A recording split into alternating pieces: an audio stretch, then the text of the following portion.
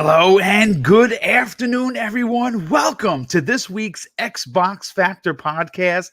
I'm one of your hosts, Mr. Boomstick XL, and my goodness, have I lined up an incredible show for you guys and gals of the Xbox Nation, and it is going to be a rip-roaring time if you enjoy the Emerald Green. Now, in order to conduct these weekly shows, I need to surround myself with talent. And I'm talking about some of the best community members that I could find to add to this show on a weekly basis. And we have two of them that we're going to introduce right now. First of all, you know him as not only an outstanding community member, but someone that runs an incredible and interesting YouTube channel, and some have even said is the bravest gamer this side of the universe. Please welcome Zemi Games. Thank you so much, Boom. As always, it's always a pleasure being on this show. I appreciate it every single week being able to come on here and talk about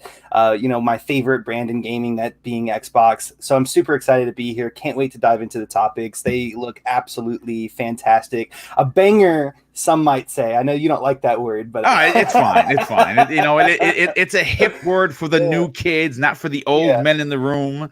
But yeah, listen, dude, it's always great to have you. Having you a part of the show has certainly upped the ante, and it is great to work with you on a weekly basis, especially because you do bring a significant amount of Xbox knowledge and prowess, if you will, to each show that you're on. And making his return appearance, our resident racer who does not know how not to put the pedal to the metal, our resident Forza enthusiast, and someone that I highly respect. Please welcome back to the show, Hyena Den.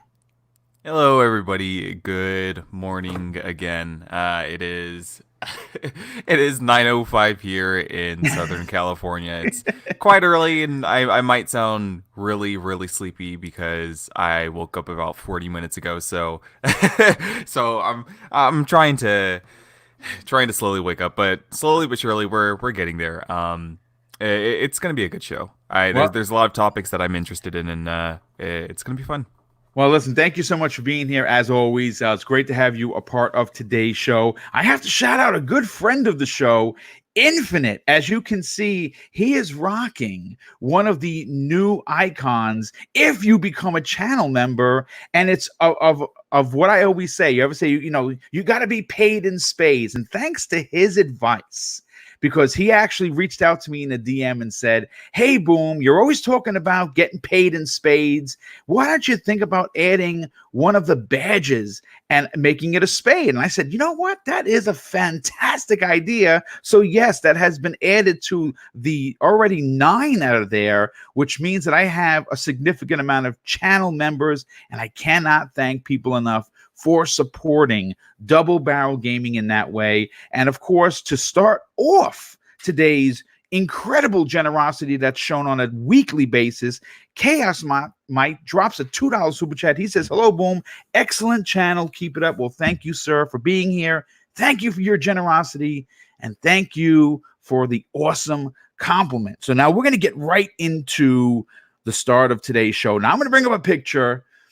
This is of Spider-Man from the PS4. So you're going to say to yourself, wait a second, Boom, you've just ruined the entire show. You're talking Sony, and we're only 2 minutes in. Well, we're going to start off with a pretty interesting topic.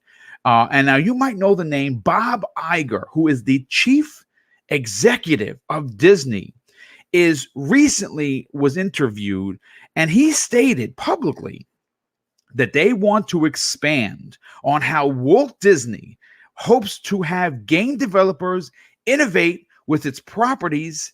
And the question that we're going to be going back and forth on with the chat and with, of course, my esteemed panel is it the right time for Phil Spencer and Microsoft to push the envelope on a Marvel exclusive the same way Sony has dug their claws into Spider-Man with the help of Insomniac Games? Now, in a story that I pulled from ScreenRant.com, Disney announced a new focus on licensing its games at the 2020 Dice Summit, hoping to see developers expand and reimagine many of its Star Wars and Disney properties. And of course, when you talk about Disney properties, you got to talk about the MCU. Now, in recent years, Disney has been moving away from developing video games from their various IPs, closing down their internal game studios and licensing its rights to make titles based on the franchises that we just talked about, like Marvel, like the MCU, and Star Wars, to outside publishers. In fact, the company's last major in-house title for current consoles was the toy-based Disney Infinity. And unfortunately, it was discontinued in 2016, immediately prior to reshuffling of publishers for Disney Interactive Studios to focus on mobile games. Now, obviously, they're handling the mobile aspect because there's not a lot of development costs that go into the mobile aspect of gaming, as opposed to like seeing what Sony has done. They spent $229 million on Insomniac Games to guarantee that they would be able to have a new Spider-Man game every 2 to 3 years. It's obviously a tremendous investment because as of today's show, they've sold and surpassed 15 million copies of that IP on the PlayStation 4. Now, prior to the studio's largely handled video game adaptions of Disney's various animated features and shows, most of these were most of them were simple retellings of stories rather than expanding on the IP. And it's an approach Disney wishes to change. Now, obviously, we just talked about a great example in what's on the screen right now in Marvel's Spider-Man for the PlayStation 4. It sold like hotcakes. In fact, more so than it sold copies, it moved consoles. And, when we start talking about what, Phil Spencer and company are doing, we know that Phil Spencer himself has said that the meek Xbox that we've unfortunately known for the last generation is not going to be the face of the company, that he wants to be bold. And I think that right now the MCU continues to spike in its hotness. I mean, all you have to do is look at what they did through the first 3 phases. Counting Spider-Man Far From Home, they put out 23 films telling an incredible story of the Infinity Gauntlet that lasted 22 films. And quite frankly, outside of Spider-Man for the PlayStation 4, there really hasn't been any big-time Marvel games. And I think that now, considering that Microsoft does have 15, home studios, first-party studios, they'll have a lot of talent to lock down a major character in a franchise. Now, I'm going to bring up another picture. Now, if you remember this, the Hulk, the Incredible Hulk Ultimate Destruction. Now, obviously, I saw pictures of it this morning when I was putting the show together, and it didn't age well. But I do have to admit that the Ultimate Destruction title for I believe it was the PlayStation 2 and the OG Xbox was incredible. No pun intended. And it really was probably, and still is, one of the best representations of a hero game that we've had in a decade. And with technology the way it is, and the way that, again, Marvel is just so hot right now, you could logistically take any character or team, because we know the Avengers is being done by Eidos, right? The same team that put the incredible Rise of the Tomb Raider together, right? That AAA team is working on the Avengers game, which is going to be released in September of this year. Yes, it was supposed to be out already. Yes, it was delayed, but I'm okay with the delay as long as the game is good. And quite frankly, it looks like it's going to be amazing. The question is, again, is now the right time for Microsoft to lock down their own either team-based game or set character? So I want to go to Zemi Games on this because, Zemi, for a while, you yourself admitted that you were not a big superhero guy, quote unquote. And then you took the time to start watching the MCU films. Yeah, I did. I mean, I felt like we talked about Marvel and superheroes and all that different stuff so much. It just kind of felt like every single time that type of topic came up, I had nothing to say on it. So yeah, I definitely took it on myself to do some research and to watch all of those films. And I actually really did enjoy them. I'm all the way caught up. I'm actually waiting for Black Widow, I believe, to come out. It looks that's going to be a good one, dude. And I am very excited for that. So I have kind of transitioned more into a superhero fan than what I once thought I would have been. Well, first of all, before I get into what you say, because I want you to elaborate on that for a second, I have to thank I Am Stadian for becoming a channel member today. Thank you so much for the support, dude. I do greatly appreciate it. You see, when you talk about exclusives, when you talk about console sellers, right? It's easy. It's almost like automatic for any gamer to say, well, Halo, right? Master Chief, system seller. God of War, system seller. Pretty much anything Mario, system seller.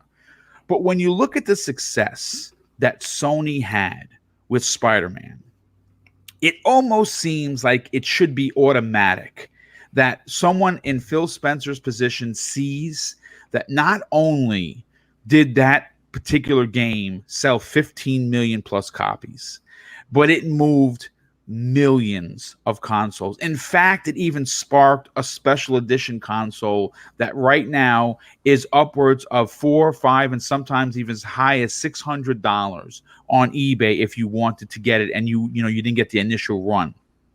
And I happen to think that even though the console was simply red and a sticker, I thought it was gorgeous. And I'm so mad at myself that I didn't get it. To be honest with you, I wish I had it, but that's fine. But when you look at, again, the popularity of the hero-based characters, and I'm not really, I'm not crapping down on DC because DC's had some hits. Aquaman was fantastic.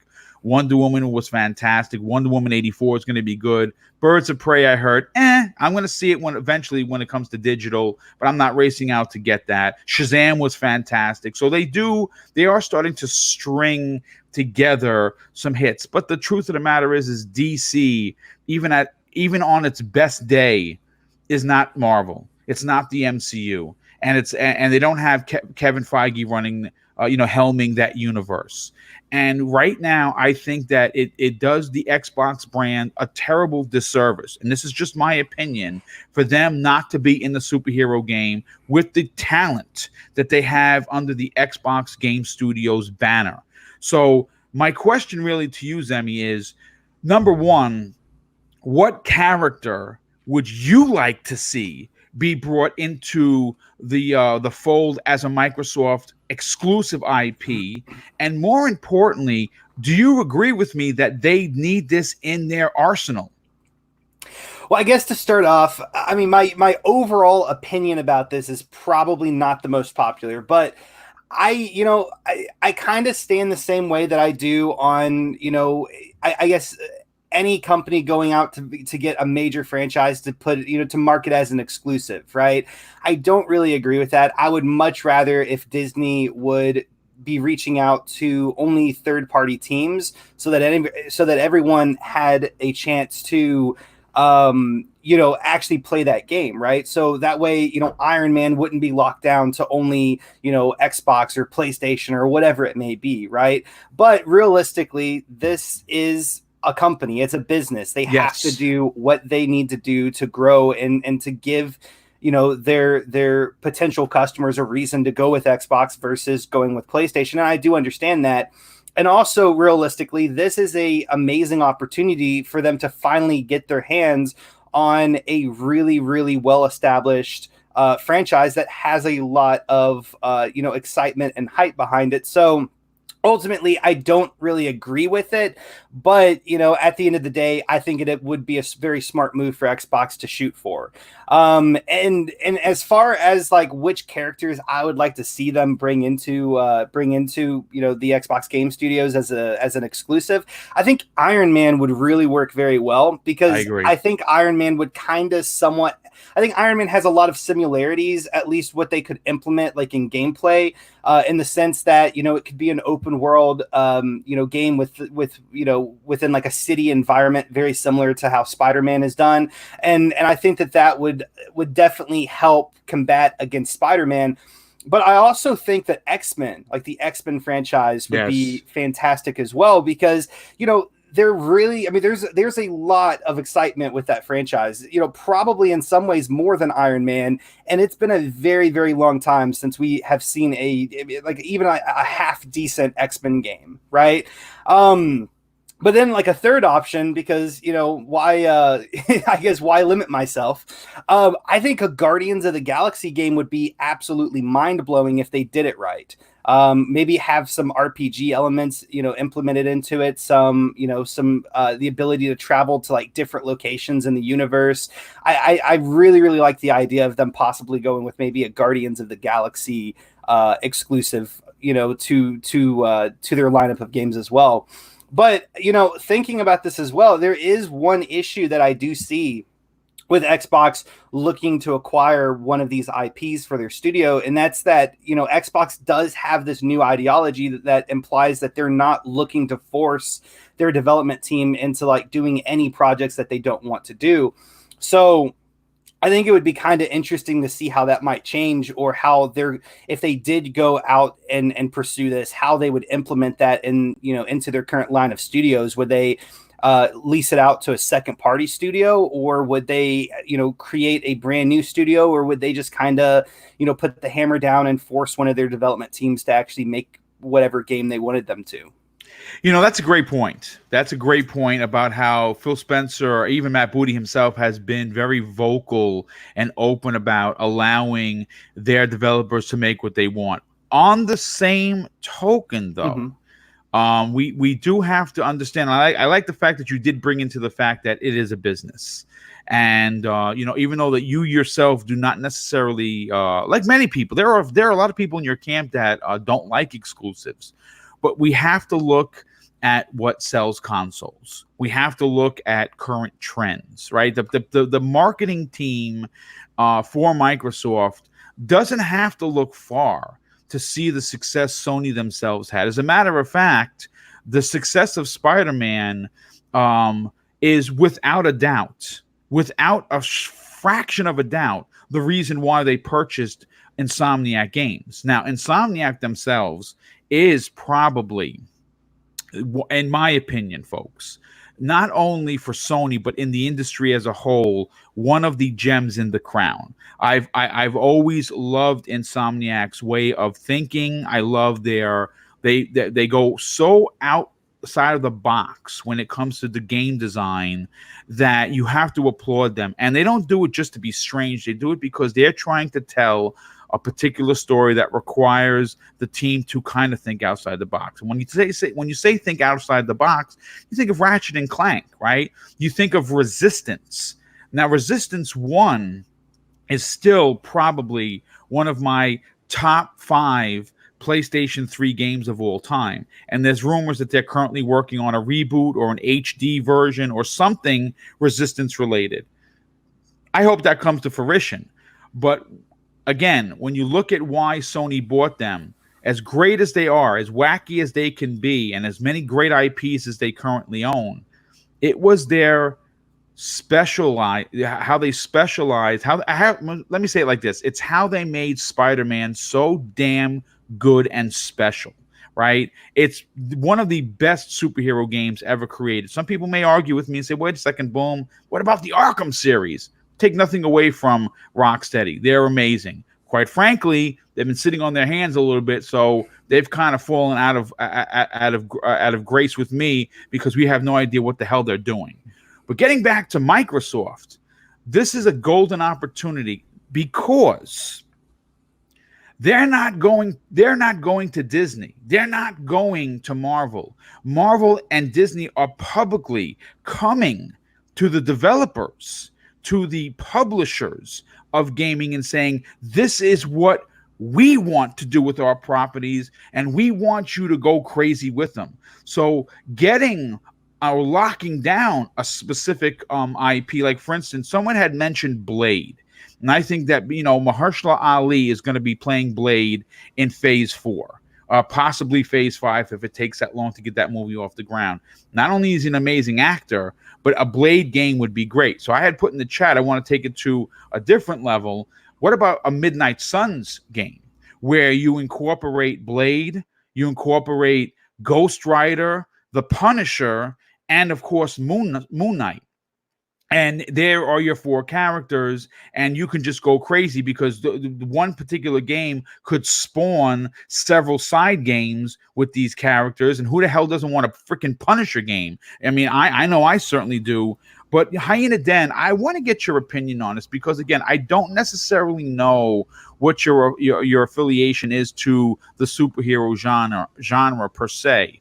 But would you agree, or disagree for that matter, that now might be the right time to lock down a specific group or character to kind of combat what Sony is doing with Insomniac Games, considering that Marvel has basically put it out there? They want developers and publishers to go crazy with their characters. Honestly, Boom, I can only really speak for myself on this topic, so I'm in complete agreement with Zemi when I say I don't think it matters one way or another if Microsoft locked down an exclusive Marvel IP for their box, because it's, when it further... Now, when we talk about exclusives with Microsoft, obviously we're talking about the entire ecosystem because it's spread across mobile, console, PC, so on and so forth, right? So for me, I've said it once, I'll say it 1,000 times over. I just like with Zemi, even though he's starting to depart from that because he's starting to get more into the MCU. I just don't care about superhero stuff. So I look at, that's why I look at Spider-Man with a side eye, and I'm like, it looks cool, but it's not for me, But if you think of you brought up the game, The Incredible Hulk Ultimate Destruction, that was on the PS2 original X and original the Xbox. Yeah, I played that many years ago. That game definitely did not age well. That is a very ugly game now, but it is. I mean, here's the thing, right? When you think of if there was a possibility of one correlation that I can bring to Xbox and say, well, they kind of seem similar to each other, the Hulk seems like that one character that would be the best fit. And if you think of how Next Generation is playing out with the new Zen CPU clusters that they're having in the box, the new Zen 2 cores. Right. A lot of that, you can actually put Destruction in that title. Like, the Destruction back then wasn't very good, but I mean, for its time, it was fine. But a lot of games back then, when buildings are knocking over and you have particles flying all over the place, a lot of the stuff, after 2 seconds that it hits the ground, it disappears because it can't remain on screen. It was just too taxing for the hardware back then. With the new Zen 2 cores, you could actually knock over buildings as if this is Red Faction, and it won't have to disappear after 5 seconds of it laying on the ground. So, that has next generation hardware potential. But again, and I'm kind of contradicting myself, the Hulk seems very one-dimensional in that sense that if it's all just destruction and there's no other substance, I don't know how far that series would actually get on Xbox, so, but as far as outside of the superhero stuff, Disney has published and made many games during the PS3 and Wii and 360 era, with movie adaptations turned into games, from Ratatouille to The Incredibles to Disney Adventures to a whole lot of different Disney games out there. A lot of those games, and Cars 2 as well, a lot of those games, some of them I did play, I didn't find very good. So when I hear Disney is shopping around with third parties again, I'm like, I mean, okay, some of them might be good, but a lot of them don't seem like they were ever good to begin with. And that's obviously just my personal opinion, but the one game, and I saw somebody mention this in the chat, and I got really angry with my mic muted because I wanted to say it first, but the one game that Disney published that was on the 360 and PS3 that I absolutely loved was Split Second. That is a great that was game. A great racer, man. Very underrated. And I know people are rolling their eyes in chat right now saying, oh my god, of course he's going to bring up a racing game. Oh, you're damn right. Because well, I mean, that's his thing. Split Second was a fantastic game, and Disney needs to do something with that. But like I said before, if you want to see some ultimate destruction and some crazy physics, a whole game is... probably should be in the works for next generation hardware. Should it be exclusive? I don't know. I don't care. But it is what it is at the end of the day. I mean, real quick, before we move on to the next topic, I just want to read an excerpt from the article. And this is coming from Disney Senior Vice President of Games and Interactive Experiences. His name is Sean Shoptor. Now, he announced that the company's new video game strategy on stage at the DICE Summit. And this is what he had to say. I'm here for one specific reason, to empower you to do really unique things with our catalog of characters. And he presented this at the Game Developers Conference, which is pretty interesting. He says this: we want to tap into the power of creatives across the industry. And he went on to invite developers to come and play with Disney's massive array of beloved franchises. And of course, I mean, obviously, when you say Disney, people, you think of the princesses, or you also think about, you think about all of their, Pixar IPs that could be made into games. And to be completely fair and honest, for me anyway, I think that those games need to exist. It's just not games that I would want to push for. For me, I would like to see more Marvel games. I'd like to see. It was so much of an interesting topic to me. I decided to bring it up as a piece of today's show. Actually, to open up today's show, that I want to see Xbox tout their own Marvel character, because I want to see Xbox as a company, as a brand, be able to say and tout the same excellence that we know that they're capable of with a character. And again, we know what Sony has done. I mean, they have Iron Man VR coming out, which I don't think they have an exclusive right to Iron Man per se, but they do have an Iron Man VR game, which looks awesome. And it's being AAA developed, so it's going to be a big budgeted game, and it's probably going to be amazing, and I can't wait to play it. But Spider-Man 2, which is inevitably going to be coming out and is rumored to be releasing in holiday of 2021, it would be pretty damn awesome to know that one of, if not one of the 15 Xbox game studios that they currently own is doing it. Like someone had said earlier, maybe they do a second party deal with someone. I don't necessarily know. I would love to, because listen, let's face facts here.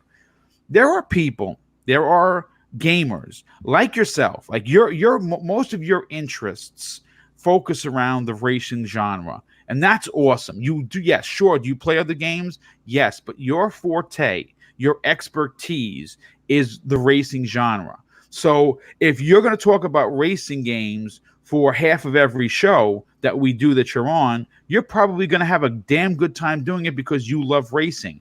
Now, that same ideology can be used for developers who grew up reading comics, reading graphic novels, watching those 90s Spider-Man and X-Men cartoons and saying, my God, if I ever grow up and I become a developer, I want to make games about said character. And if given the opportunity to make a game like of a particular character they enjoyed growing up watching and reading and listening to, it wouldn't be a chore to be on a team, especially if it becomes a Microsoft first party team that deals strictly in that particular genre, being hero based games. I mean, look, I mean, I don't think the Coalition is going to do Gear 6 sooner than later. I think we're going to get something different from them, and I'd like to see that.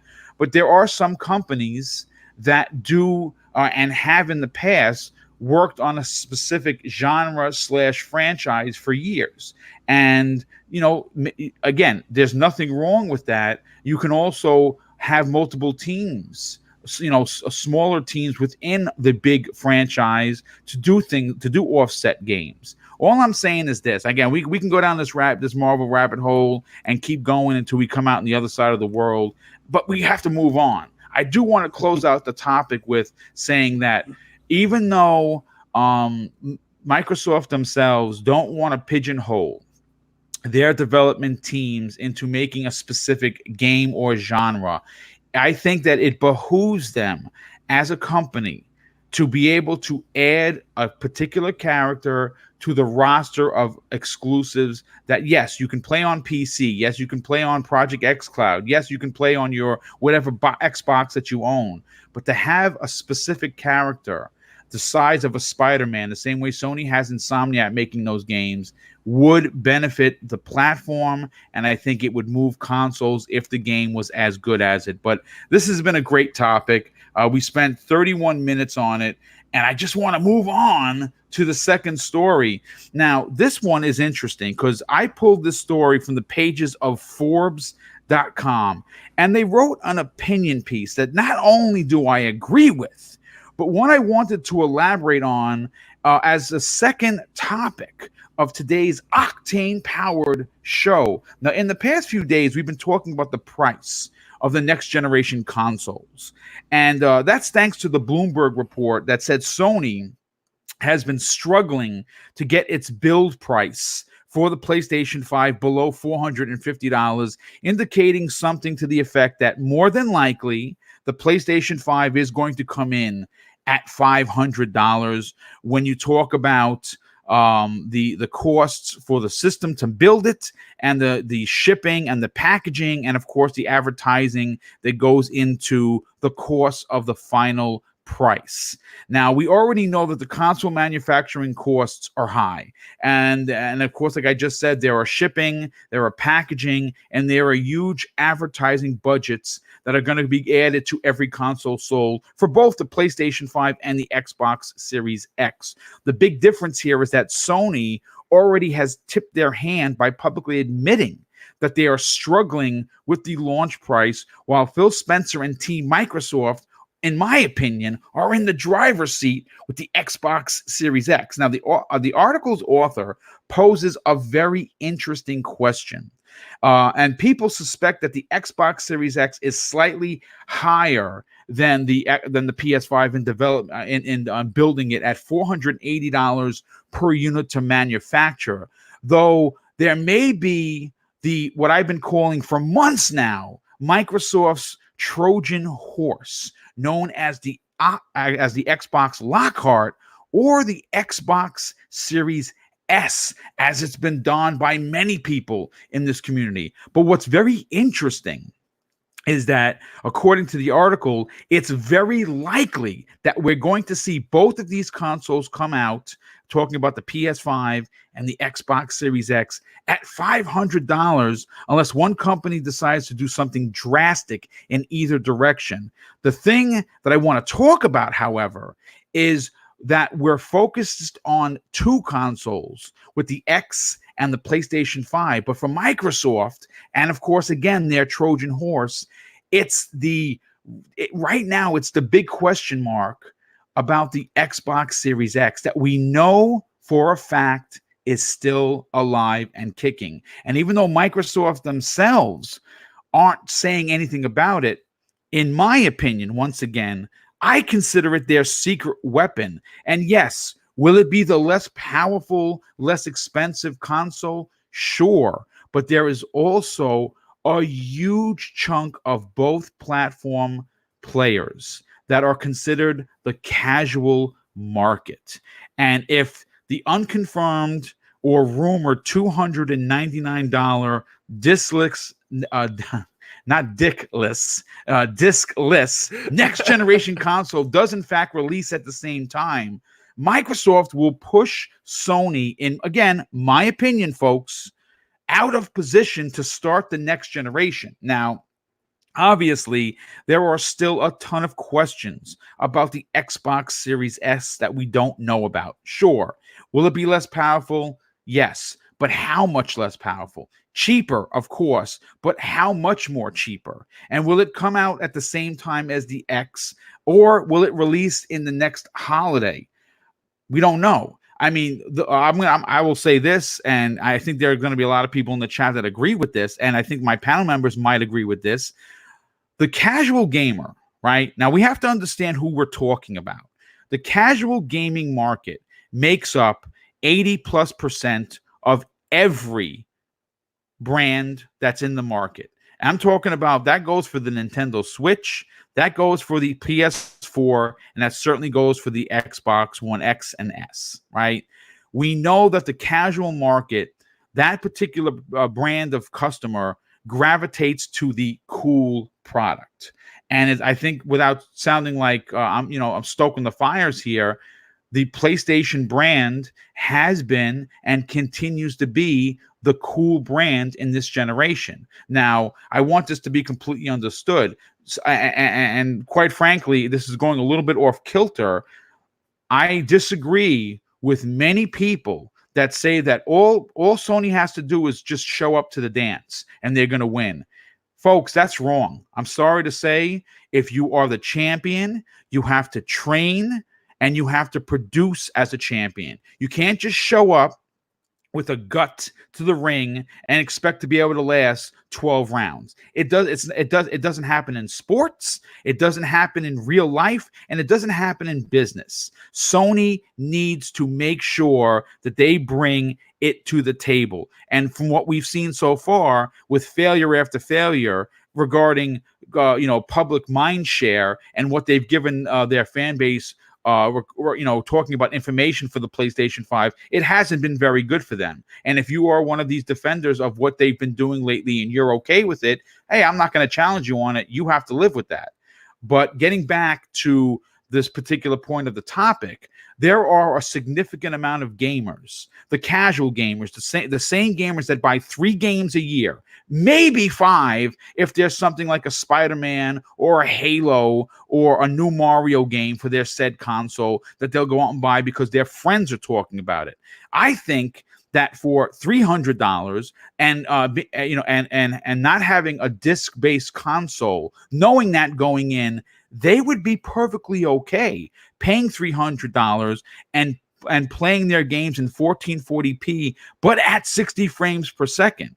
And I think that the price would be right. And I think it would put Sony, again, out of position because Microsoft would have them sandwiched. And as we know, that $399.99 magic price that everyone has been banging their Sony drums about coming out with in this fall, folks, it's not going to happen. There's no way that Sony and their investors are going to take $100 loss. They're just not going to do it. $50 maybe, $20 for sure. $100+, folks, it's not happening. So here's my question to the panel. This is not something that any company has done before, and it fits perfectly into the new and bold way Microsoft wants to do business. They are attacking this generation in a way that's never been done before, releasing 2 consoles, 2 different consoles, and with 2 different power structures and price points has never been done. Again, fits into that bold way of Microsoft wants to do business. My question is simple. With this 2-pronged attack, would it work? But more importantly, would a cheaper, slightly less powerful console than the PS5 and, of course, the Series X, would that work for Microsoft? And could they start the next generation with a huge lead, offering 2 different types of consoles for two different types of consumers. Zemi, I want to go to you first on this. This one is definitely thought-provoking. What do you say on this, dude? Well, I mean, I've kind of said this before, right? I mean, your average consumer is what's going to interest your average consumer whenever, facing buying or not buying a console, in this upcoming generation is price. Price is king. Price is king, right? Of course, they will care about power to some point. They want to be able to play their games. They want their games to look good. Do their games have to look the best? No. Do they have to play the best? No. But your average consumer who is going to be buying, 2, 3, 4, maybe 5 games in a year, all they want is to be able to play their games, and they're, ideally going to want to do it at the cheapest price as possible. And so for Xbox to be, well, I guess the rumor is Xbox is, planning to release a Series S console that will cost, $200 less. That is a huge, huge win for Xbox and for the consumers as well as for Xbox. Because, then you're looking at getting all of the people who maybe are a little bit weary, going into PlayStation. Maybe they had a PlayStation 4, this generation, but they don't quite want to drop another $500 for a new system. They might go with the cheaper alternative option. And so, it definitely is going to appeal to a lot of casual consumers out there. But one thing that does kind of bother me about this topic is that, we're talking about, both of these consoles like we're going into any other, generation, like the video game industry isn't changing, which it definitely rapidly is. And so to say this is their two-pronged, approach or tactic, I think is in some ways not that accurate, because yes, they're going to have these two consoles that, one's going to be more powerful than the other. The other one's going to be, a lot more, is going to have a lot better of a price, is going to be a lot more affordable, right?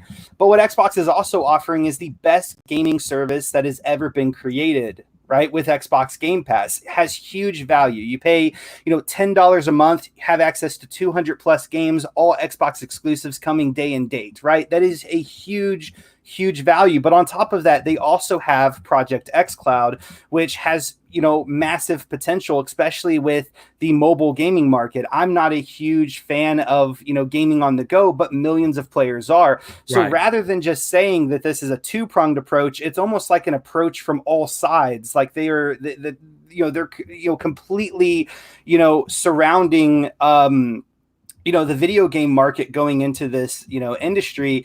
And, once again, instead of a two-pronged, approach, instead of saying it's two-pronged, it's almost like Xbox is putting a chokehold on the video game industry. So, I guess to bounce back to the previous question, will their approach work? Absolutely. Will, this, more affordable console be extremely appealing to casual consumers? Absolutely. But with that being said, in the same ways, like you said before, all PlayStation has to do is show up and they'll win. In the same way, that as that's not true, it's also not true just to say that because Xbox has these 4 amazing things going for them, all they have to do is show up and it will work. Xbox definitely has to put a tremendous amount of money into marketing, because if your casual consumer doesn't know that you offer an amazing console for $300 that will allow you to play all next-gen games, then having that $300 console isn't really going to help you, to begin with. So, I guess what I mean to say is, marketing is definitely super important going into this next generation, and Xbox has to be on ball with that in ways that they haven't been in pretty much any generation before. I mean, you make a lot of great points. You definitely bring up a lot of great points. And, the bottom line is we saw Sony do things with marketing, an aggressive way of doing things with marketing that we've never seen before, right? Like we saw the basketball court get taken over by God of War. Like they showed a trailer for God of War on the floor of a basketball game. We've never seen anything like that before, right? They were heavily invested into putting commercials in the movie theaters. Yeah, sure. Has Microsoft done that before? All companies have, but really Sony was ultra aggressive with their marketing. And when you look at what Microsoft has been doing and again, I go back to this, and I don't want to sound like a broken record, but there is a tipping point for a company or for a team. Like I said, I hate to keep bringing up the sports analogies, but when a particular sports team gets a particular player, right? And that particular player is paired with someone else that is a star, and they start making this beautiful, this magic together, right? With their scoring points and touchdowns and whatever, put it for whatever sport that you like. When you look at what Microsoft has done post E3 2018, it has been such a turn of events for the company that as a fan, as someone that cheers for the emerald green, you have to sit back in your gamer chair and smile from ear to ear, because even though, and I've said this before, the Microsoft ship is big, and unfortunately it takes a significant amount of time to turn that ship around. Phil Spencer, the leader of the brand, the vocal leader of the brand, has done it, right? Everything that failed for Microsoft pre-E3 2018 has been rectified in one way or another. And again, we still don't know, because we know what the Xbox Series X looks like, right? We know what the control looks like. We know what kind of power it's going to have. The conundrum, right? The mystery, the secret weapon, the Trojan horse, if you will, is the Xbox Series S, which I have a funny feeling, if everything, all the rumors that you read in all of these so-called forums come to fruition, we're going to get an event in either April or May that's going to show off this console for the first time. And in that showing, we're probably going to get some sort of an idea of what launch games are coming. We're probably going to get our first look at the next Forza, whether that's Motorsport 8 or Horizon 5, right? We're probably going to get a full-on view of what the console is going to get. Hell, we may even get a price on both consoles. I think they should get all that out of the way before E3 and just focus on games, right? That's what they need to do. But Hyena Den, I want to go to you next on this, simply because I'm interested to hear whether or not you agree or disagree with the fact that Microsoft could do something so uncanny, so different than what we've known them to do in the past by releasing, again, the two-pronged attack with a high-powered model for the hardcore, which make up about 15%, if you want to get crazy and really let your hair down and say 20% of your Xbox fan base is the hardcore. And then you have that other 80 to 85% of the casual market. And again, Gaming Forte, who is not only an incredible community member, but I think secretly a genius. And I think that because he works for GameStop, he's in the trenches on on the spending patterns of consumers. He sees it firsthand. When he says that at least 30 million players who were Xbox 360 gamers left for the PlayStation 4 because of price and power, it's an ingenious statement. And that 30 million customers is a big number. That 30 million customers, if they stayed because Microsoft got it right from the beginning, would it really be that dominant of a generation for the PlayStation brand? Not by much. Because if there was 80 million as opposed to, let's say, 100 or 90 something million, it would be it would be really, really close. So maybe, just maybe, like I've been touting for months now, this new generation is going to be the one that you see the most two console homes in the history of gaming. And at a $300 price point with Game Pass in tow and Project X Cloud, this is your triple dinger winner from Microsoft, because not only are they going to offer a console that's slightly more powerful than currently the Xbox One X, which is the most powerful console right now, you're going to be able to tout, hey, you buy the console, we're giving you 3 months, because again, this is what we're hearing in rumors, 3 months of Xbox Game Pass Ultimate for free in every box, every console, every new console sold. And that new person that may be invested in their PlayStation brand is going to be able to come home with a $300 console that's more powerful than the Xbox One X, but every launch game in there for free.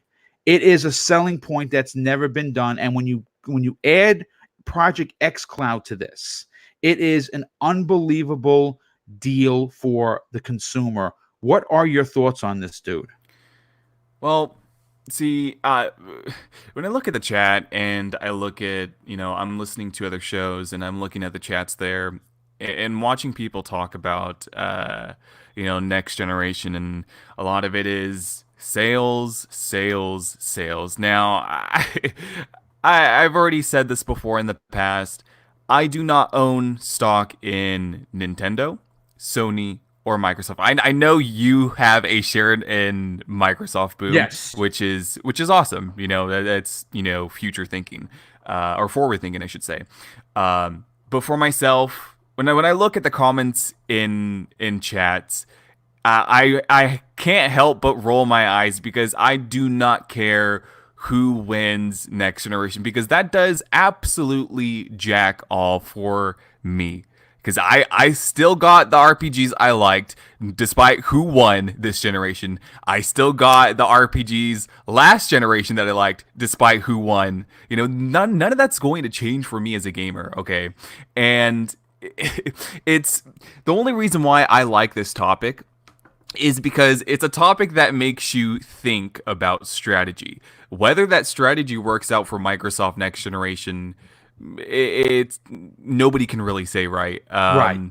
I mean, right now, a lot of this talk is hypothetical. And again, this is a conversational podcast.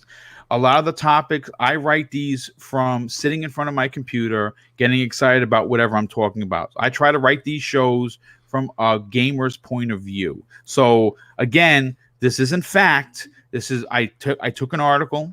They had an opinion. I added my opinion to it, and we're going to discuss it. It's that simple. Right. And the article is perfectly fine. It comes from Bloomberg. It comes from a source within over there overseas, from somebody that knows something about their assembly line and how much the BOM build of materials is going to cost Sony, and so on and so forth. So it's interesting from a logistics standpoint, because again, it makes you think about different strategies here.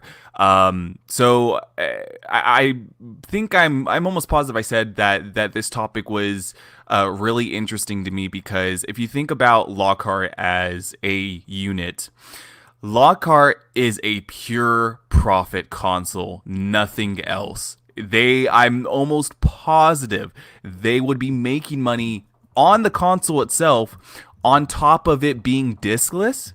It being diskless means every single purchase on that console is digital, which means the profit is even higher than the Xbox Series X would even dream of achieving. So from that standpoint, if you look at what is being theorized here, right, with the so-called two-pronged approach with Xbox Series X and Xbox Series S, you lose money on the Xbox Series X. It's going to be the most powerful, fastest, whatever they want to claim. You sell it for $500.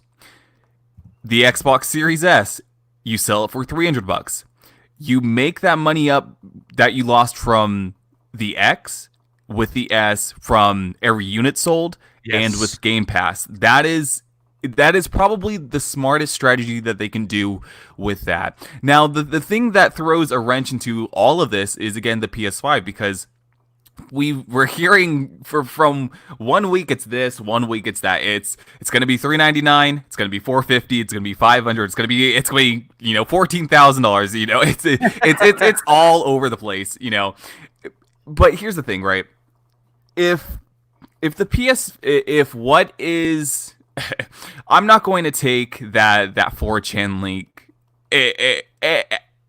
seriously whatsoever, because you look at it and you're like, half of this doesn't even make fucking sense, in Right. part of my language. But That's okay.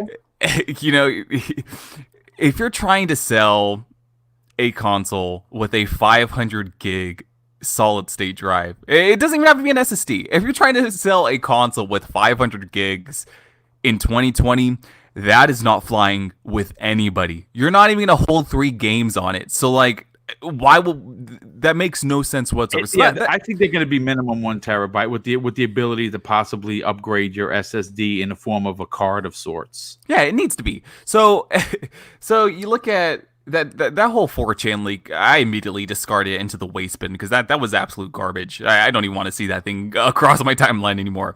But if the PlayStation 5 is less powerful than the Series X, and they're both $500, but Lockhart is $300, that's a huge price differential there. And Yes. I think I speak for most people when I say people understand the importance of the dollar, okay? And I am definitely one of those people. And what I mean by that is people are cheap, and there's nothing wrong with that. If I'm going to save, $50 by not purchasing a game at launch, and instead I can get 200 something games, I'm going to do that instead, because that's worth more than that's worth more to me as a gamer, okay?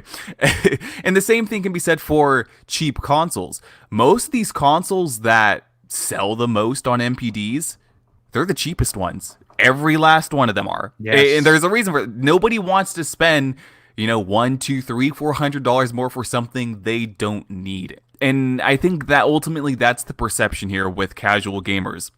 And again, there's nothing wrong with being hardcore casual. It's all, it's all labels. But if you're if you're going to buy a next generation console and you're splitting hairs between, once again, resolution and graphical effects, and the difference is minimal between, excuse me, I almost and it's minimal between Xbox Series S to PS5 to Xbox Series X, but the difference in price is several $100s.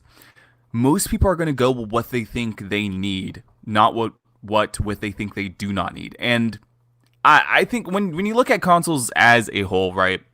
I bought the PS2, I bought the GameCube, and I bought the original Xbox. The original Xbox was very expensive when it came out. It was, yes. I bought the 360. Wasn't it like $400? I think It was. Yeah, they lost $200 on every single unit that they sold. I bought a 360 at launch over the PS3 because it was several $100s cheaper. Yes. And again, going back to the whole exclusives thing, right? The first game I ever bought for the 360 was Oblivion. Oblivion came out on everything. What a great game, man. Yeah, that's actually the only reason I even got an Xbox 360. I was still happy on my PlayStation 2, but Oblivion was just like mind blowing. I had to have that game, so I bought an Xbox. Right, and so, but again, like, this all comes down to, price stuff, right? Several $100s between the 360 and PS3, $100 difference between the PS4 and the Xbox One. When it comes to the S and X for this generation, well, technically last generation, I guess, $300 versus the Xbox One X at $499. That is substantial for a lot of people. Sure, and it is.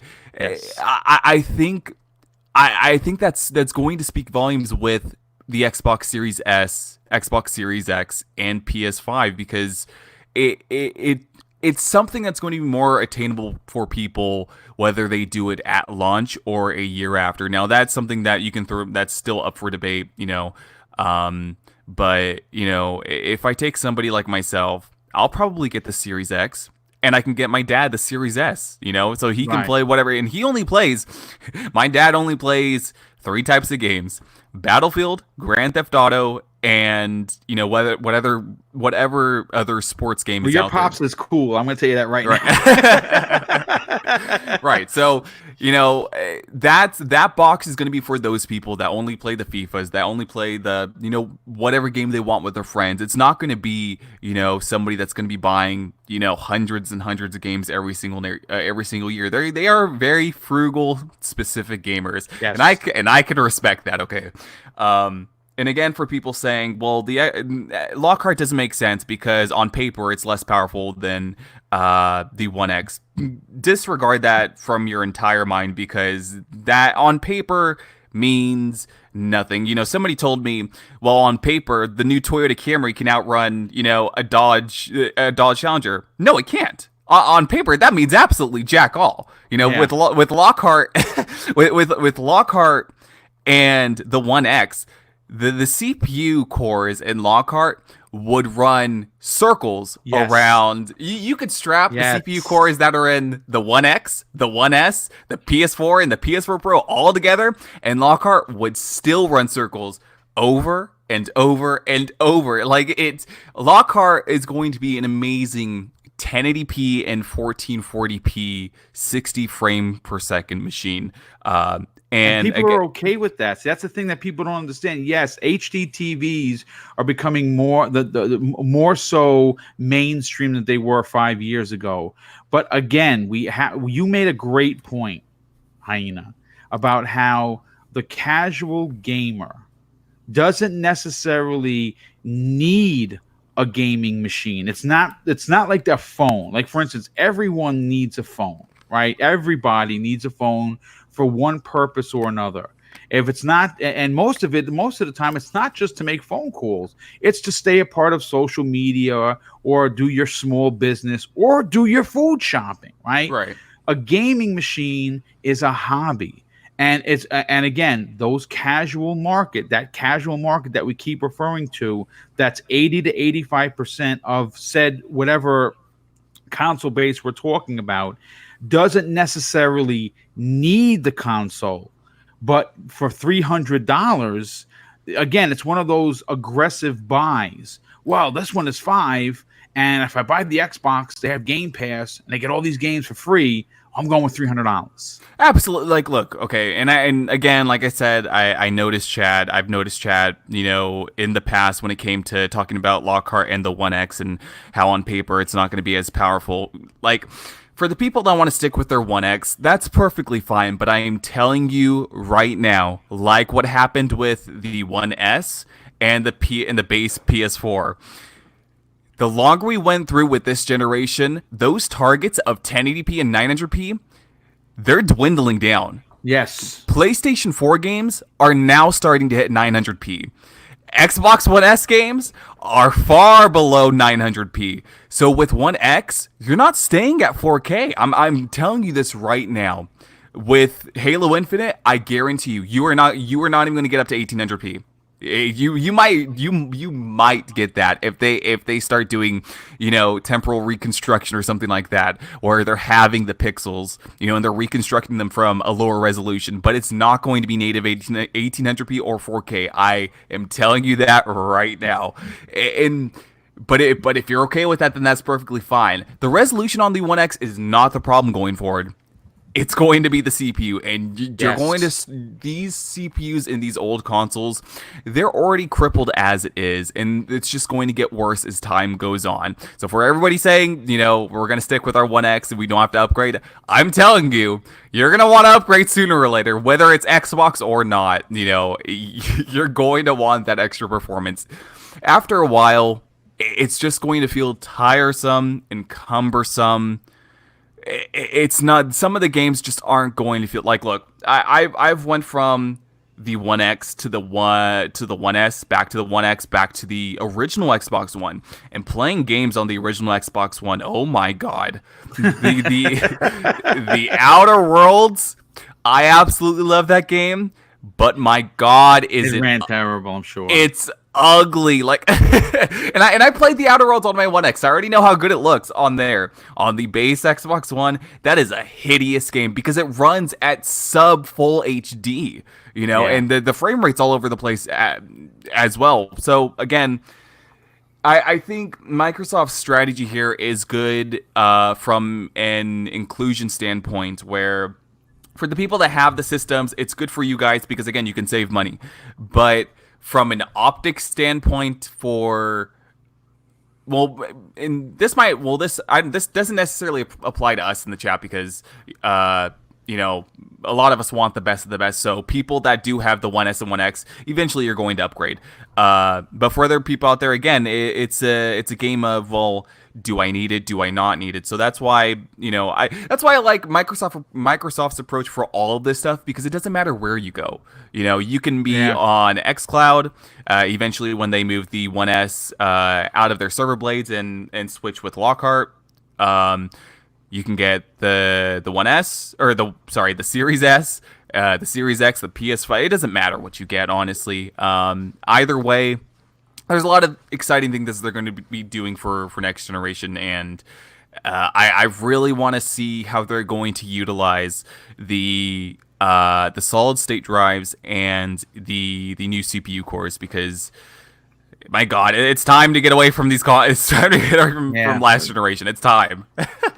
Well, listen, first of all, I have to say, you guys completely knocked it out of the park. You guys are so elaborate with your answers. This is why I love having you both on, because you bring a real wealth of knowledge to each show that you're on, and it's greatly appreciated. Let me just get caught up on some of these super chats. First of all, Mr. Tushy drops a $2 super chat. He says, winner, winner, chicken dinner, hit that like button. And I definitely appreciate that, because we are currently sitting on 335 people watching this show live, which is still, every time we get above 300, it completely blows my mind as a content creator. And I honestly cannot thank you guys and gals enough for supporting what I love doing on a weekly basis. JD Gamer drops an outstanding and very generous $10 super chat. He says, I think it's the Lockhart that really has Sony quiet because of its price. Sony didn't really start pulling far ahead in sales this generation until casuals started buying consoles, and price is a huge factor. That is a fantastic point. Chaos Might drops an additional and very generous $10 super chat. He says, as Xbox on podcast stated yesterday, I believe that the Xbox Series X will sell at 500 with a 3-month Game Pass Ultimate subscription instead of just one game. Yeah, it makes sense to drop 200 games in the box as opposed to one, hard disk game. And 9 Lives 210 puts a 100 sticker. Thank you for that, dude. He puts a $1 super chat. I greatly appreciate you being here, but also your generosity, because I'm not certainly owed anything. So every dollar does certainly help. So thank you. Eagles fan 76 drops an outstanding $5 super chat, and he says, Xbox Series X for me with gift card.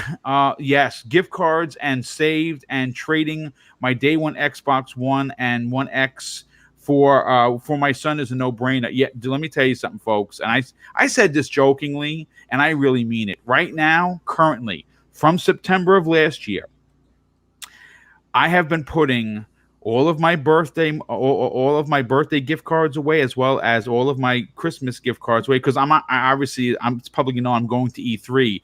There's just no way I could have afforded to go to E3 to try and cover that event for the channel and for the community and go crazy with the way I want to go crazy by owning the PlayStation 5, the Xbox Series X, and of course the potential of a Switch Pro. So if you have gift cards, man, tuck those away in that underwear drawer, put them in your sock and forget that you have them, because games always go on sale. Save up for these consoles. It's going to be a packed year.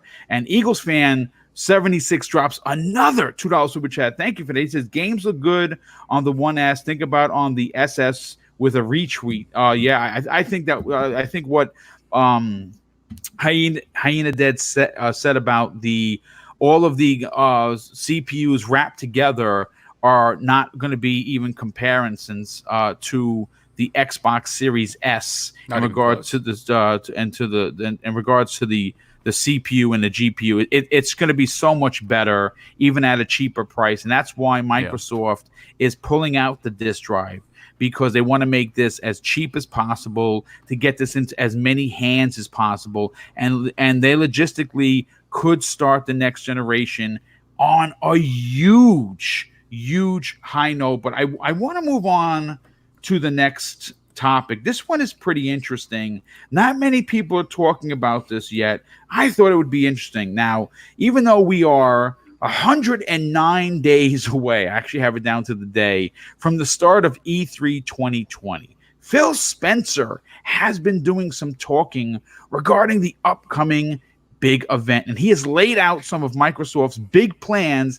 And in a story pulled from GameSpot.com, the Xbox platform is looking to be put on the gaming pedestal above all. And if Phil Spencer has it his way, the next generation is going to be way different for the Xbox brand and its very vocal community. Now, Xbox boss Phil Spencer has now provided an update on how Microsoft's E3 2020 plans are shaping up. And he said on Twitter that Microsoft held its latest planning meeting on February 15th, during which him and his team discussed some of the titles that they might show off or announce during the company's briefing. And he teased at this meeting there will be a deep portfolio of Xbox Game Studio titles scheduled to appear at E3, though he did not name any outright. Now, obviously, Phil Spencer has come out swinging on Twitter, as he normally does, replying to a question from our very good friend, Tim Dog of RDX and TXR on Sunday evenings, asking about how all of the E3 2020 plans were going. And Phil Spencer replied like this. He says, next E3 meeting is today. Tons to talk about between now and E3, and a deep portfolio of Xbox Game Studio games for E3. He added, console launch years are just special. Now, obviously, E3 2020 is going to be big, and though that's in no way, shape, or form a huge surprise statement from me or anyone else. It is going to be a big year, and it's even a bigger year because there are going to be launch titles, launch consoles in the same year. The question and the statement that I want to make, it cannot be understated how important it is for Microsoft and the Xbox platform and the next generation hardware in the Xbox Series X and X, the X and S, to be shown in the proper light. Messaging is a big key. Marketing is going to have to be at its top tier form. But with the return of Jarrett West in early December and the incredible insight and suggestion of Cindy Walker, who was the Xbox marketing employee that suggested to Phil Spencer that at the Game Awards 2019, they should reveal the Xbox Series X, I think that all hands are on deck and that it's going to be one hell of an E3 2020. Now, as we continue to break down the big event, the question that keeps repeating itself in my head is a simple one. What does Phil Spencer need to show at the biggest gaming show in North America? Halo Infinite is going to be there in a big way. The next Forza Motorsport is a given. But the big one, the white whale, if you will, of anything Xbox is the confirmation, for the love of Jehovah, of the Fable game, rumored to be developed by Playground Games. And I have to go to Zemi Games first on this because, my God, if we don't see this game there in some form, I'm screaming foul, and I'm going to be calling for people's heads. And I really mean that. Enough is enough already. Stop teasing. Let the cat out of the bag. Show us what the hell is going on. What are your thoughts of E3 2020? How important is it? And how big does Microsoft have to be? I mean, I'm so excited going into E3 for so many different reasons. Obviously I want to see what Xbox is doing. I think a lot of, fans like, what Xbox has been building up since, 2013. I mean, and we always bring that up, but I always like to remind people of the dark days of 2013, right? No, not the dark days. the dark times, right?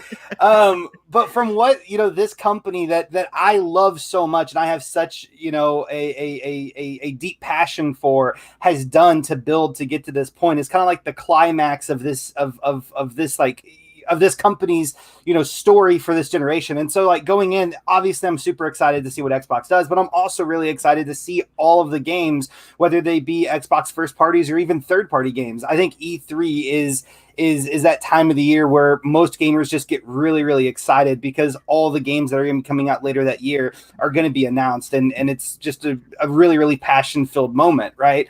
Right. But, I, like you, am going to be absolutely disappointed and distraught and probably I might even shed a few tears if I don't see or hear a mention of Fable. Like, I am going to die. I need confirmation for that game, whether it's Fable 4, whether it's like a pre-sequel or like a prequel, whatever it may be. I need to know about that game. Even if it's just a teaser, just give me something. And then also, I wouldn't be surprised if maybe we saw some information on Ninja Theory, maybe a little bit of a longer trailer for Project Mara. Or just maybe more insight into what they're doing. Maybe something on the initiative as well. Maybe we can get to see what they're working on. Yeah, I mean, so because we did get a sneak peek, but we didn't really get to see a ton of stuff. We didn't get to a lot of information, so I think that would be a fantastic moment for them to show that off.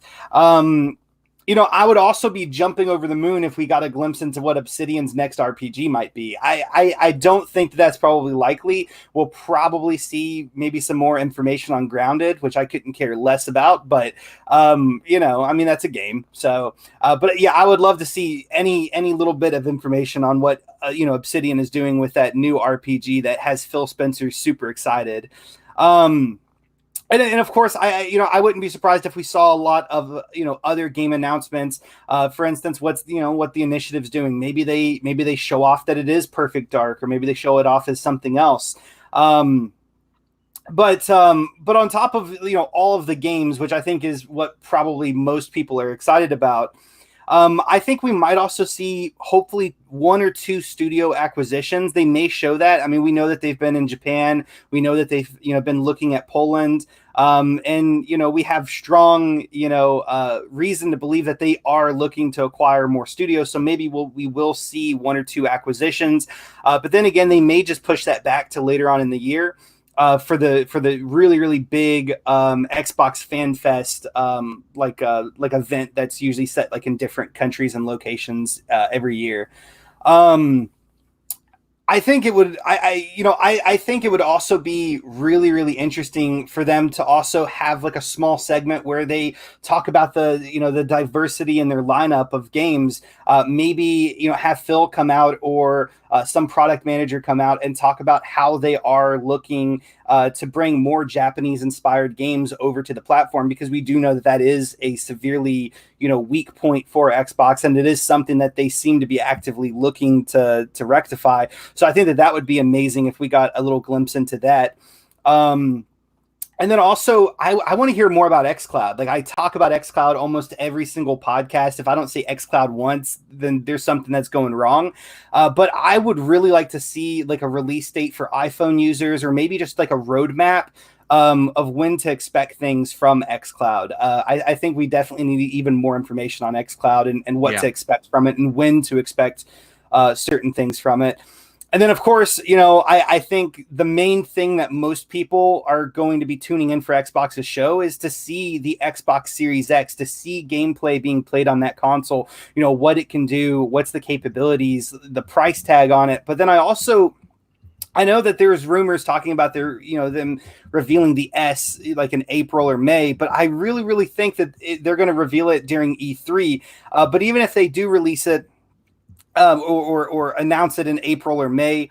I think that they're definitely going to be going more in depth of what that console is going to be able to do, and the price tag of that as well. But I mean, overall, I'm just really, really excited for E3. I don't know if I'm going to go yet or not. Part of me really wants to, and then part of me is like, Zimmy, just save the money because you're going to be spending so much money towards the holiday. Whenever I buy my, my PlayStation, my Xbox, I'm wanting to get a new desk, my monitors, new controller, all that different stuff. I'm going to be spending way too much money for that. So I don't know if I'll end up going to E3, but I'm super excited to see all the games, whether it's, Xbox games or third-party games or whatever it may be. I'm super pumped for it. I mean, listen, there is a lot to be excited about. There is going to be a lot of speculation leading to the big event. Again, I know someone in the chat, I believe it was, let me see if I could find it again. Chat, Future Generations has said that Phil himself has spoken about the initiative being there in a big way. And I believe you are incorrect in saying so. He's actually just wrote something else that's pretty interesting. And I've been banging this drum for quite some time. He's saying Ninja Gaiden, come on. And I think that, again, they don't own the IP, but that IP itself is synonymous with the Xbox brand because it was a launch title for the OG Xbox, or I believe in the launch window. And Ninja Gaiden 2, Ninja Gaiden Black, these were the Dark Souls of gaming back in those days. And they were hard as nails. I loved every minute of it. And I'd love to see Ninja Gaiden come back as an exclusive. I think that series unfortunately really fell off a cliff with 3, and the one that had him fighting zombies, I believe it was, and it was like a cell shaded game. It was awful. They need to bring back that character and reboot it of sorts. I'd love to see that. But Hyena Den, I want to get your opinion on E3. Obviously, with Microsoft having the world's eyes on the Xbox platform, and it being a console launch year, I'm personally expecting to be completely blown away. I want that to be out there and open right now. And I believe that the AAA titles and experiences that every Xbox gamer has been looking for will be there in spades. But my question to you is, what are you personally expecting to see? And considering that Sony has publicly already pulled out of the big show, does Microsoft need to go balls to the walls on this particular show because it's a launch year?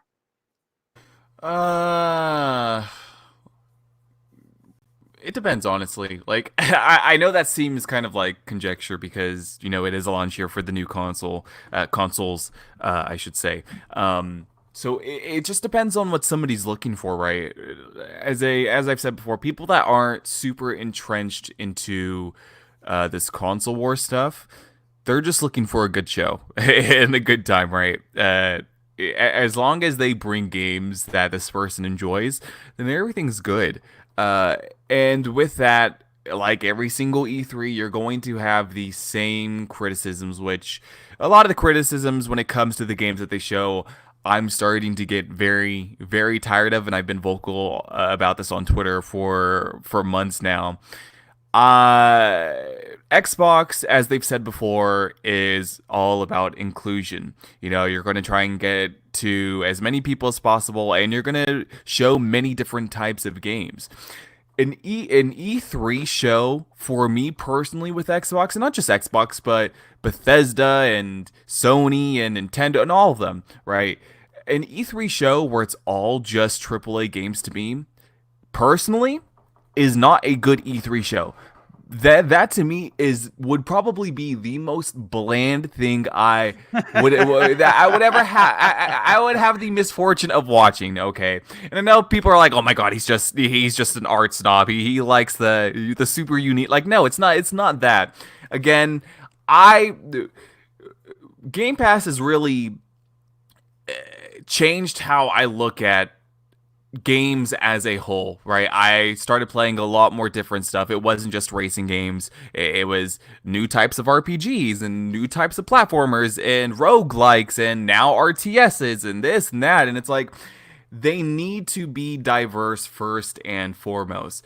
Diversity does not mean low quality for anybody that is misconstruing what I'm saying, because that seems to be the general consensus when it comes to like, oh, well, Microsoft showed Grounded. That's a low quality game. It's not AAA. It's this and that. And you know what I mean? And same with Bleeding Edge, right? You know, everybody freaked out when they showed Bleeding Edge, but those same people that were freaking out had no idea that they had 3 other games in the vault that they were working on. So it's like, I want them to show different stuff. And what I mean by different stuff is, you look at, again, something like I know I bring this game up sometimes, and I actually really like what the game is. I played it last night. Void Bastards is such a quaint, funny, like over the top sci-fi game. Void Bastards is a ton of fun. Yeah, it's a great game. I want to see games that are different like that, where they're not afraid to use weird humor, and you know, it's just a good time, right? So I like an E3 stage where they show the big games, like your Halos, like your Forzas, like your Grand, like whatever it is, Grand Theft Auto, your next initiative game. But I also like an E3 stage that's shared with games like Void Bastards, like Bleeding Edge, because for me, being a Game Pass subscriber, I have access to all of this stuff. And I'm going to be playing a lot of different stuff that's going to be in that service.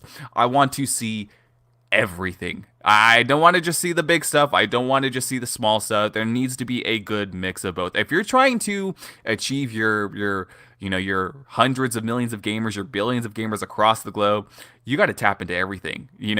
That's just how this is.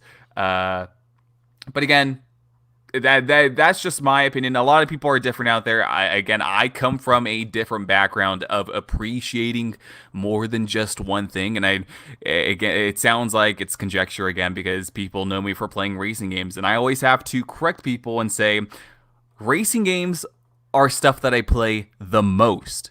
But I also play the only thing that you exactly. But I also play RPGs. I also play platformers. I play a lot of different stuff out there. That's personally okay, but outside of that, there's this game that they need to show at E3, not just for my sake, because I'm tired of talking about this game, and I stopped talking about this game 2 years ago, so I'm not even going to mention its name. It is a big franchise from Xbox that starts with the letter F. I'm not going to say what that game is, because if I say it's going to be there at E3, chances are it's not. And some might say, you don't want to jinx your. You don't. Don't say that. Don't say that. I'm done talking about this game, but please show it off so people can stop sleeping on Playground Games. Yes, Playground Games is by far one of the most talented studios in gaming. Period. Not just for Xbox, but gaming as a whole. And I want to see people. I want people to see what they're really capable of. And just out of a curiosity standpoint, the Initiative, I don't know what they're working on. They could be working on an old IP. They can be working on something brand new. I just want to see what they're doing, because they are a enigma wrapped into an enigma in and of itself. And they're like, where's Waldo, right? They're like, what is this studio? They're an enigma wrapped in a conundrum. I love it. Like, people in the chat right now are all listing off games. Yeah, I love it. I see a Fear reboot, Final Fight, got a Fusion Frenzy reboot, Fallout, Forza, Fortnite with a question mark. I love it. It's great. Absolutely. It's all of those games. Yeah, it's God, like there's just so many different things that Microsoft can do at E3, and I think that's the exciting part of it. Who thought that they were going to show Flight Simulator of all games last year? Nobody did. And that's one of the. Have you seen the leaked the leaked video of it? Yeah, Oh my, that 50-minute gameplay, that beautiful game. Yeah, it's in. I think pointing to Flight Simulator, whether somebody likes that game or not, most people are not going to be into simulation games because of the genre itself, and that's okay. Right, that's fine. But again, nobody would have expected that to be showed at E3 in the first place, and I think that's what's not only exciting but also special, because Flight Simulator is wildly different from Halo Infinite, but yet both of those games were on the same E3 stage. And the same will probably be said for something like Grounded. A lot of people aren't going to like Grounded, but it's probably going to be shared on the same stage as Obsidian's next open world RPG that's rumored to be Skyrim-liked, and I think that's something that is very special in this industry. If you can show many different things instead of the biggest stuff or the smallest stuff or just everything in between,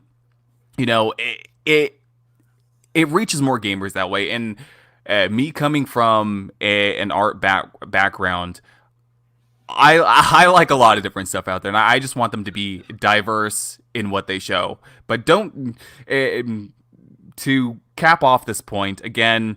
Stuff that's diverse, stuff that's not AAA does not mean it's low quality or low budget. I think that is a very gross understatement of some of these games out there. I hear it all the time in the game industry, and I know that's why when they showed off Bleeding Edge and everybody got their panties in a bunch, it was very infuriating for me as a consumer. Because the same people that say, well, I want my devs to have creative freedom, right? You hear it all the time. You hear it all the time in the game industry. Yes. I want my devs to have creative freedom. These are the same people that will get very pissed off if that same dev that you want them to have creative freedom, they show you a game you do not like. That is when everything's off. All the cards are off. And I just don't think that's not really fair to the developers for putting years and years and years into their work to make something that they think is cool. So that's why I'm excited for E3. I want to see all the Halo Infinites and the Bleeding Edges and the X, Y, Z, D, A, B, C. It doesn't matter. I want to see everything as a gamer. I mean, listen, again, both you gentlemen had some fantastic points. The chat has been completely on fire, and I want to thank everybody. First of all, we have crossed 350 people watching live. And as this show continues to grow and the numbers of people that take the time out of their busy day to be here to listen to this show, I want to stress how grateful we are as content creators that you come out each and every week to support something that we're very passionate about, and to see the chat going so quick that I haven't even had a chance to welcome in everybody personally like I normally do. It just goes to show you how difficult it is to produce the show by watching the chat, watching the teleprompter, keeping the different slides going is getting. And I just want to thank everybody for mounting that pressure by being here, because without you here to support our passion for content creation, we wouldn't have a show. So I really wanted to stress that before we move on to a very big topic that I'm very excited to talk about. And again, not a big surprise, with the announcement of Halo Infinite as a launch title for the Xbox Series X and the $500 million investment into the Slipspace engine, the pressure on 343 Industries to make the best Halo title ever is something that's mounting on a daily basis. Now, every Xbox podcast, high or the lows, have in the past year discussed the importance of the Xbox flagship IP and what a great Master Chief story will do for the aging franchise. Now, the Master Chief is synonymous with the Xbox brand that started with the OG Xbox way back in the days in 2001 when Halo Combat Evolved released, with the console redefining what a first-person shooter looked and played like. Now, with March only a week away, 2020 is already flying by, and as we get closer to E3 2020 in June, which we just discussed for almost 30 minutes, the Xbox community is looking for any new Halo Infinite information. And all we've seen so far is a teaser trailer showing off the wildlife and open plains and what appeared to be a new location for players to discover and explore. The second trailer came during E3 2019 and showed off graphics that looked mind-blowing, though there wasn't any gameplay. And it would be safe to assume that the official gameplay trailer would be shown off at either the rumored Xbox Series S reveal event slated for April or May, or like someone had alluded to in the chat, opening up the big show with a portion of the game being played live for everyone to see.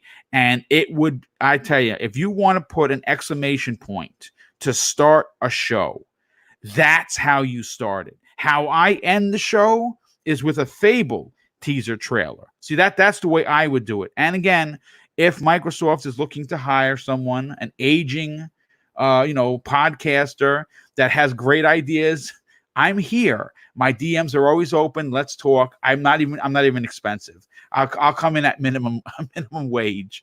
But to continue with this particular topic, I just want to throw this out there. Now, obviously, the 343 Industries is headed by Bonnie Ross, and we know that she wants the best for the Halo brand. We know that with 343 Industries taking over the Halo franchise from the famed Bungie after the release of Halo Reach, we had Halo 4 come out with an incredible single-player campaign and an absolutely abysmal multiplayer.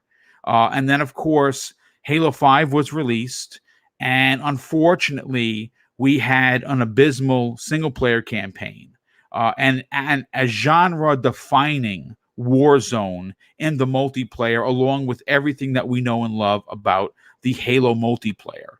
And it is, I don't think I'm raising any white flags here, but I wanted to stress, and I'm going to get the opinion of the chat as well as, of course, my esteemed panel on how important Halo Infinite not only is to the Master Chief, not only is to the Xbox community, but how important it is for the Xbox brand and the launch of the new console. Now, I don't think this might be some information that you may or may not know. This is only the second time in the history of the franchise that a Halo game is launching with a piece of hardware. This only happened once before it in 2001, which we discussed a few minutes ago. But in a recent GamesRadar.com article, they reported some very interesting information regarding the Slipspace engine. And here's what they had to say. Halo Infinite's engineering director, David Berger, says that the new Slipspace game engine was designed to allow the team to implement and introduce new ideas and gameplay features that were impossibilities during the game's early development. And here's an exact quote from the article. You have to make tools that allow you to make new features that maybe weren't thought about. You've got to give the content creators room to grow their ideas outside of that. Multiplayer director Tom French adds that designers are now more empowered to actually tackle a problem and prototype something quicker and faster than we've ever had before. And following that up, franchise director Frank O'Connor speaks to what the new engine means to the Halo franchise, saying that 343 Industries had to create an engine that was more powerful for next generation development, but also more nimble. So the creators and engineers are able to work more easily and iterate faster. Now, listen, there's a lot of tech talk from a lot of people that have PhDs and so forth. And as a gamer, I want to attack this from that point of view.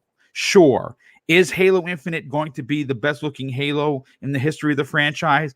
I have no doubt. Is the Slip Space engine going to be an incredibly unbelievable mounting $500 million investment that pays off in spades? Probably. As a matter of fact, I dare say that this Slip Space engine that they designed, that they spent $500 million on doing, is probably going to be used in several of the upcoming new IPs for the Microsoft Xbox Game Studios. I want to go to Zemi Games on this because, Zemi, you and I, you being a part of the Xbox Factor podcast for quite some time, Halo is not, we're not shy about talking about Halo. We haven't been shy at talking about the importance of the brand.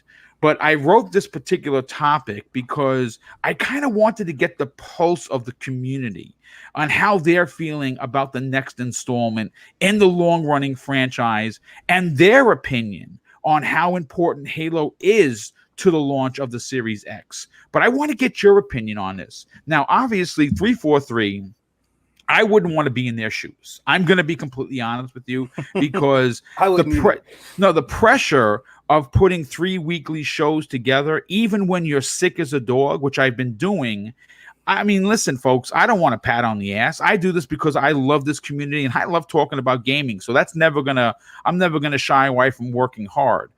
But to have the pressure that 343 has in its hands right now, to know that their community, their very vocal Xbox community, have loved and hated both Halo 4 and Halo 5. And now this is going to be front and center, not only at E3, but as a console exclusive launch title. The pressure must be mind-bogglingly ridiculous. My question to you is, how important do you feel as an Xbox gamer that Halo Infinite needs to be great? Yeah, I think it's crucial. Still to this day, 343 has not made a Halo game that I think personally stands, side by side with what Bungie was able to create, right? Like you said before, Halo 4, it did have a really, really good story. It had an excellent starting point for, a narrative to kick off Halo into a brand new trilogy, right? But the multiplayer was not really that good. And then, the fifth game, its story, its narrative was just absolutely abysmal. It was terrible. It was all over the place. Yes. And for my personal taste, as a player who has played all of the Halo games, I love the Halo franchise. The multiplayer, honestly, did not really impress me as much as what I kind of wanted it to. It really didn't. I thought that adding in Warzone was fantastic. That was an amazing addition. But going in and playing Slayer, playing, Oddball, it just wasn't really what I imagined a Halo multiplayer should be, right? And that's just my personal taste. I think everybody's going to have a different opinion on it. But I think it's safe to say that 343 has not released a Halo game that can stand side by side with what Bungie, created. That is my opinion. But looking at it now, going into this new generation, Halo is Xbox's flagship franchise, and it's releasing alongside the console. They have to knock this out of the park. It has to be a game with an amazing story that is true to the characters and the lore and the world.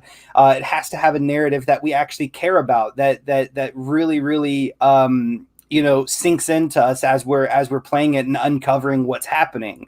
It also needs to have an amazing multiplayer, something that is addictive, that just keeps you wanting to play. To maybe it's grinding to get that special skin, that special armor piece to put on your Spartan. but it needs to also be innovative enough for new players finding, you know, their way to it, to be interested in it and to enjoy playing it. But it also, and this is I think one of the more crucial things, it has to be old school and nostalgic for us longtime players. Yes. Because a lot of us, I truly feel this, that a lot of us Halo fans almost feel abandoned by the franchise with how it has been treated with these last two games. You know, whenever it was first announced that that Halo was going to be coming out with, you know, with a fourth game, and they were going to come out with a new trilogy, there was so much buzz and there was so much excitement over the Halo franchise. And that buzz and excitement is not really there anymore. A lot of people that are hardcore longtime Halo fans have kind of moved on to other things because Halo just isn't, or hasn't, you know, formed into something that they really even care about, you know. And you know, this new engine, talking about this new engine, that's great. I mean, you know, it's a fantastic engine, and I'm sure it's going to give the developers a lot of you know, creativity and freedom to do what they want. But even still, you know, if that creativity is misdirected, then you're going to end up making another game that fans are once again, you know, going to be disappointed by. And, you know, a lot of us, you know, on the internet have kind of been talking about the engine. $500 million is a lot to spend on an engine, but this engine isn't going to write the narrative of the game, and it's not going to, and like it's just not going to actually create the game. Like, it's going to be used to create the game, but it's not going to create the game. Right. And Well, that's going to come in the form of the story. Right. Well, absolutely. Yes. And the people building the game, you know what I mean? Yeah. I mean, it's great that they will have more freedom and creativity to build it, but they still have to build it. You know, the engine is just a tool for them to use to build this game. But there's plenty of games that use the Unreal Engine or use the Unity engine that are just absolutely terrible. Right. So, you know, I really kind of don't like it how everybody's going around talking about this engine, how they're you know, there's a lot of news articles talking about this engine and everything like that. Like the game engine matters the most, and it really doesn't. What it matters the most to is keeping Halo grounded into what it's always been, and making that story that people actually connect with and actually care about. And I think one of the biggest reasons why getting Halo Infinite right this year is such an important thing is because I think a lot of people will be judging this game almost as like a metric to Xbox's success. Almost like, you know, if Xbox can't get Halo right, what can they get right, in a sense? I think you're going to see a lot of people, you know, that kind of abandoned the Xbox brand, you know, this generation. I think they're going to be looking very, very strongly at, you know, how Halo is, because, you know, a lot of them over there on the PlayStation side of things are really, really probably old school Halo fans, right? Most, you know, a lot of old school gamer or Xbox gamers are, right? And so I think that it's extremely crucial for them to get this right. Because, you know, it's just, I mean, it's a game that I love so much. Like, I really, really have a strong passion for it. It's the very first Xbox game I ever played. I love the story. I love the characters. I read all the books. I've watched all the movies and little television, little episodes that they put out. And what they've done with it has just been absolutely abysmal, especially with the last game, with the marketing straight up lying to the fans of the game of what, is actually going to happen during the game. So I think anything beyond, perfection isn't really going to be good enough for a lot of Halo fans out there. You bring up something that is a fantastic point. Again, this is what I love having you on the show, because you actually, as much as I write, which is anywhere between 3,000 and 5,000 and 4,000 words per show, you always bring up points that I didn't really consider. And one of the points that you brought up was old school fans that may have moved on to other things.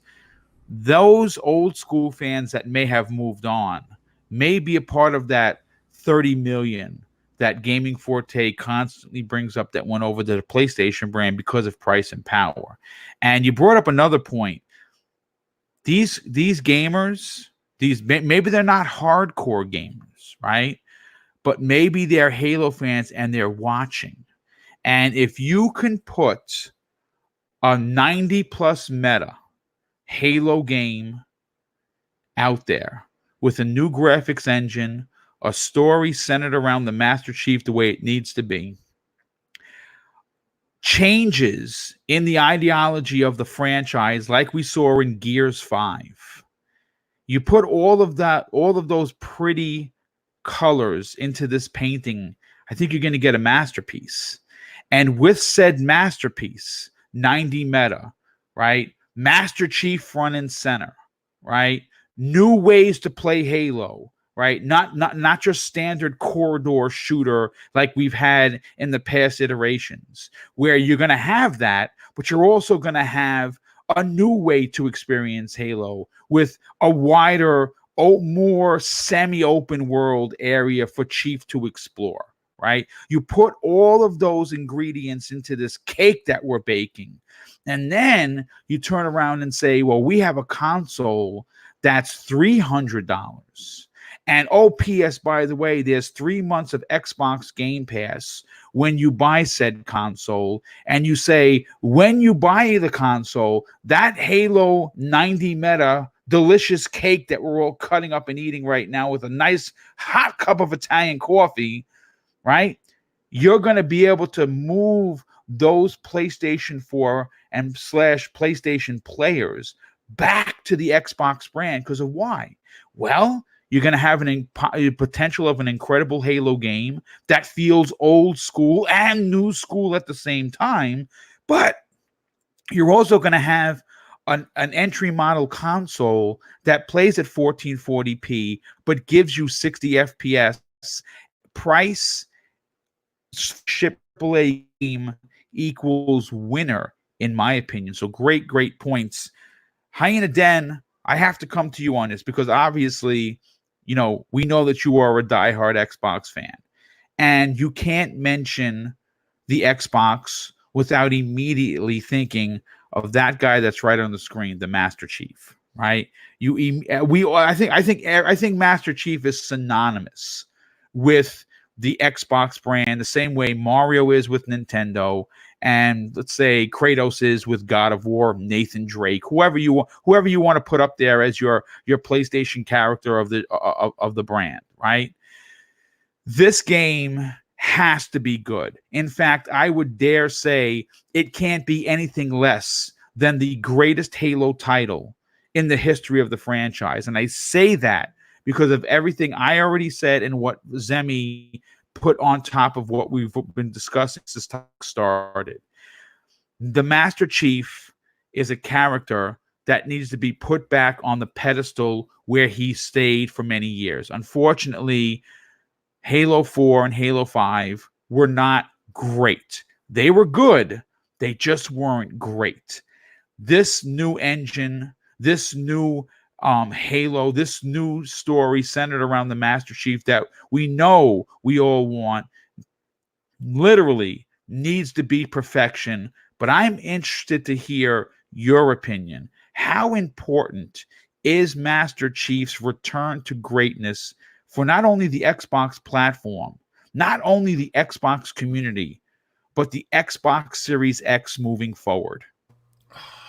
It's honestly, it's a difficult topic to talk about, especially for me, because when you look at any franchise that has ran as much, has been running as long as it has, like Halo, or even longer, with some franchises out there, like Enrique pointed out, there is such a thing as franchise fatigue. But that's not the only thing that's stacking up against Halo with this launch.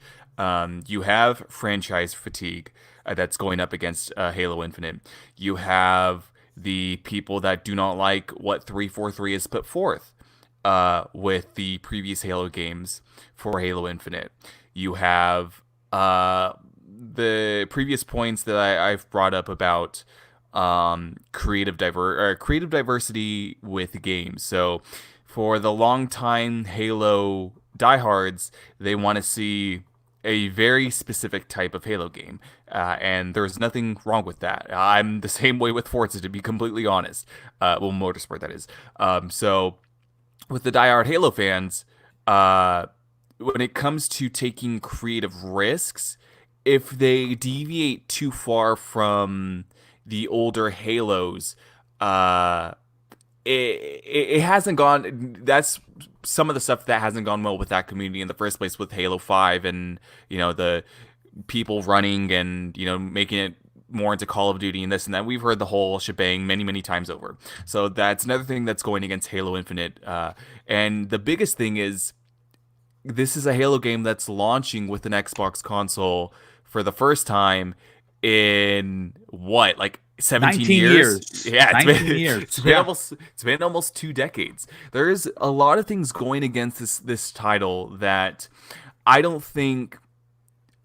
Some people think, well, this is their third game. This might be that magical hit, right, with 343. And if it hasn't been the third game, then correct me if I'm wrong, please. No, it's their third game. You are correct. So with Halo Infinite, it's difficult for me to foresee a slam dunk with this title, because you have people on either side of the fence, where people want it this way and other people want it this way. So you're never going to appease everybody from both camps. The best they could do is do better than their previous game, and I know that seems like a low ball.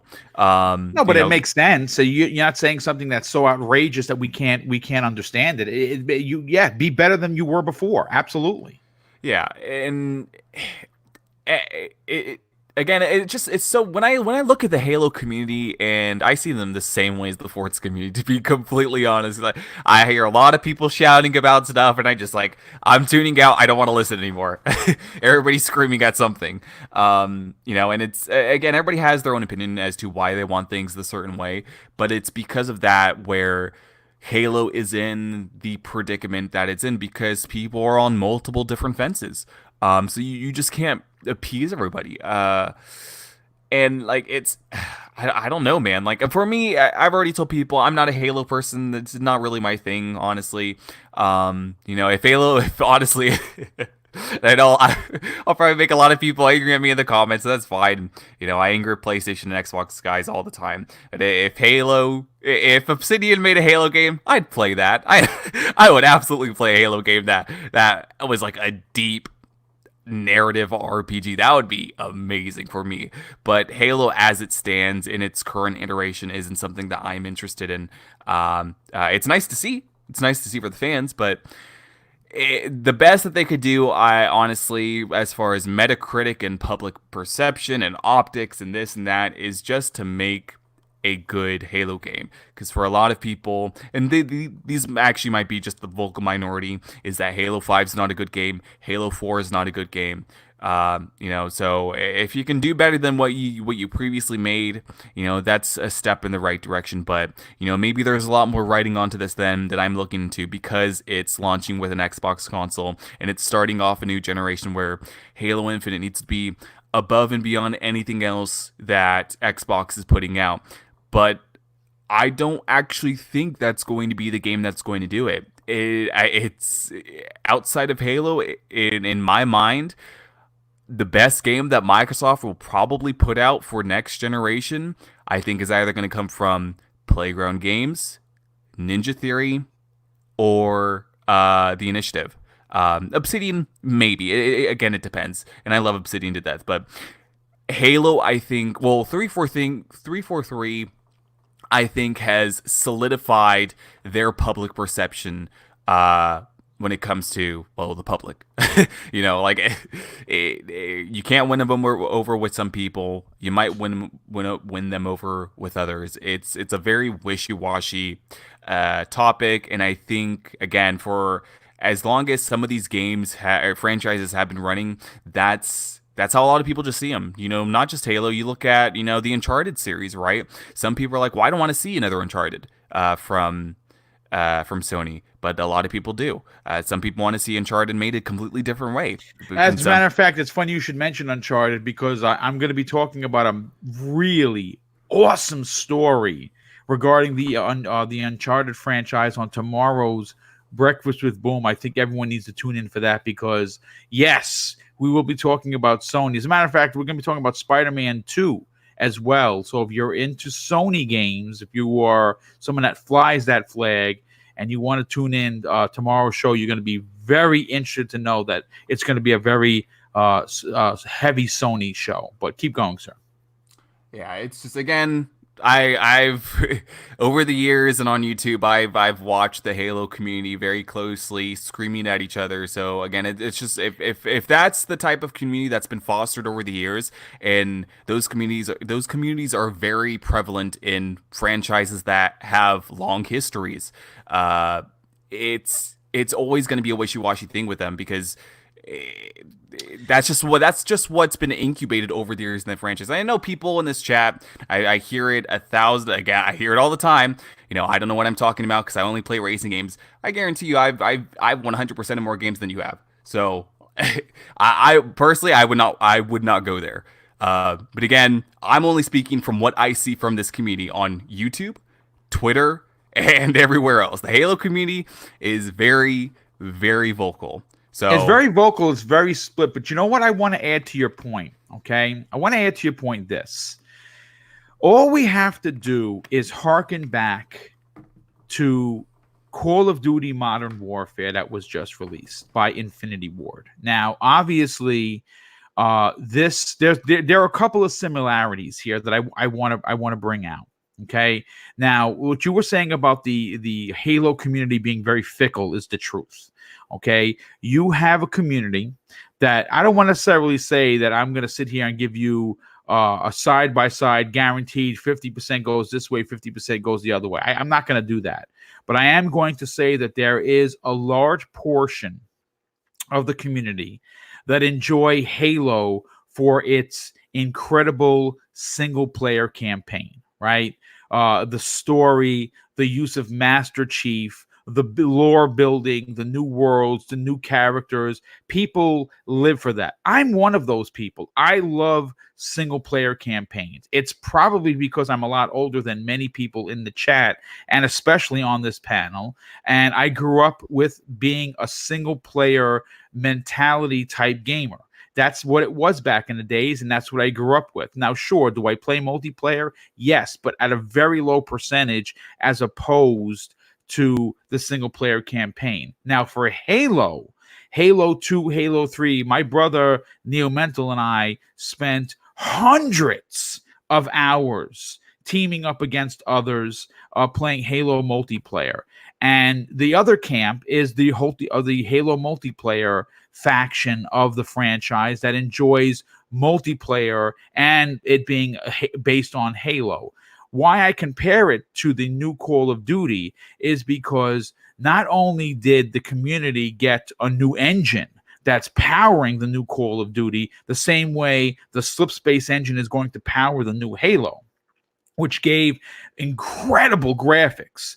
But they went back, Infinity Ward I'm talking about, went back to what made Call of Duty great. And they told one hell of a single player campaign story. In fact, I dare say that it was so good that it even outpaced the original Modern Warfare. That's how good, that's how gritty, and that's how realistic it really was.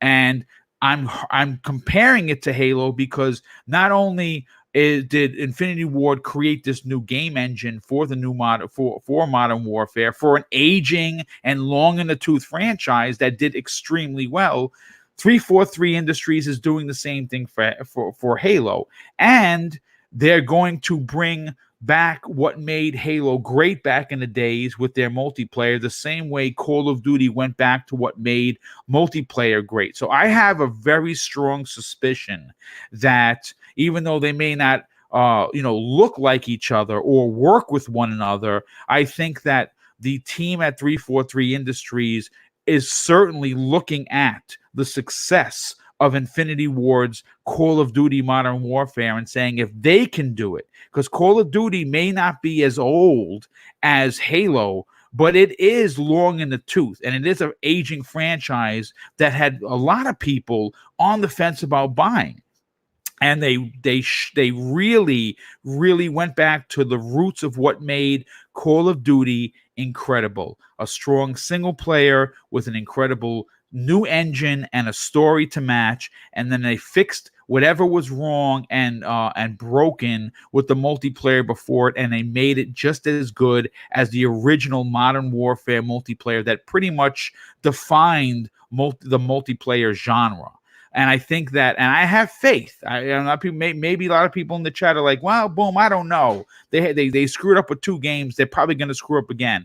I beg to differ, and I think that Frank O'Connor and I think that entire team at 343 Industries knows how important this game is. And Bonnie Ross, I don't think that she's going to let Halo die. I think that she's going to come back as the leader of this development house stronger than ever. And I think we're all going to be really, really surprised and impressed with what they bring to the table with the next Halo. But we are 2+ hours past the start of this show. And I got to tell you, folks, this might have been one of the best ones we've done in 2020. And I know I say that with a lot of the shows, but man, did we have a lot of fun. We had over 375 people watching live, which is bananas, by the way.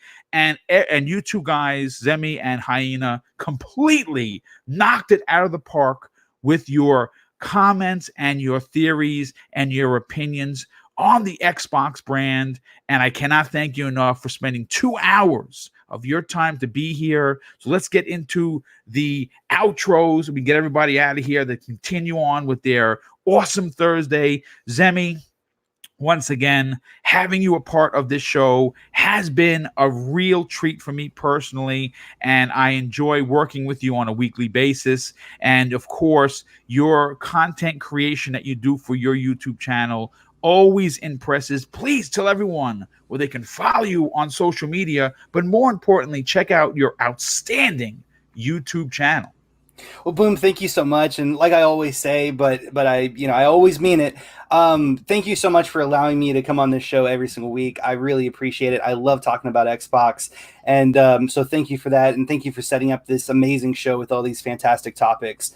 So first off, and then second off, I do have a YouTube channel. It's called Zimmy Games. You can go and check it out at just by typing in Zimmy Games into the YouTube search bar. On my channel, I do a bunch of gameplay, like Let's Plays and stuff like that. I also do a bunch of tutorials. I do like all sorts of gaming content. And then I also have a Twitter. It's at Zimmy Games as well. My DMs are always open, so feel free to send me a message if you ever want to. If you agreed with what I was saying today, or even if you disagreed, I always love talking to the community. So thank you so much, Boom. Well, listen, it's great to have you a part of the show, and loved what you brought to the today's particular program. Really great stuff. Real quick, I have to thank a big fan of the channel and a big fan of his. Pixel Bit G drops a very generous $5 super chat. He says, story aside, the actual campaign for Halo 5 was darn good. Swords, and I don't know if I can even pronounce that, is one of the best campaign missions in the series. My take, folks. So listen, dude, I'm glad that you enjoyed it. It took me a while to finish it, and it was not because I hated Locke as a character. I disliked the fact that I had to use Locke 8 missions out of the 11 and only use Noble Team and Master Chief for 3. And I don't know. I mean, I don't want to see that happen again. If Locke is going to somehow be in the next Halo, which I would imagine he is, it needs to be at a minimum. This needs to be about Master Chief. I want to know what he's been up to, and I want to continue his story. But Hyena, I want to thank you so much for being a part of today's show. Again, having you on the few times we've had you on, you always bring your A game. I definitely appreciate you getting up super early, because I know it was 9 o'clock in the morning in California when we started. And I definitely appreciate you being a part of every show that you are. And I love the the knowledge and information and opinions you bring to each time you're on this program. Do me a favor, dude. Tell everyone where they can follow you on social media, and also check out your outstanding YouTube channel. Right.